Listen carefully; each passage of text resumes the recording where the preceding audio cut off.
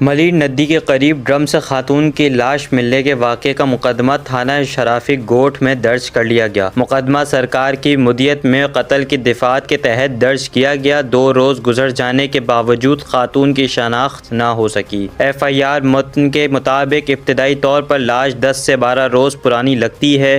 لاش زیادہ پرانی ہونے کی وجہ سے فنگر پرنٹس نہیں مل سکے۔ SSP ملیر کا کہنا ہے کہ دیگر تھانوں کو خاتون کی مسنگ رپورٹ پر فوری اطلاع دینے کی ہدایت دی ہے۔ ایک خاتون سے ابھی رابطہ کیا مگر خاتون کی شناخت نہیں ہوئی۔ SSP ملیر کا کہنا تھا کہ واقعے کے مختلف پہلوؤں سے تفتیش کر رہے ہیں۔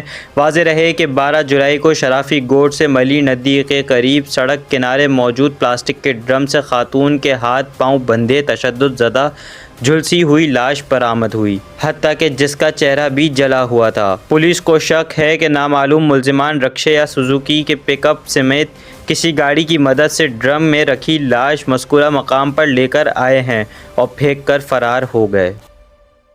وان کراچی کی ویڈیوز دیکھنے کے لیے ہمارا چینل سبسکرائب کیجیے اور بیل کے آئیکن کو کلک کیجیے تاکہ آپ ہماری تمام آنے والی ویڈیو سے باخبر رہ سکیں۔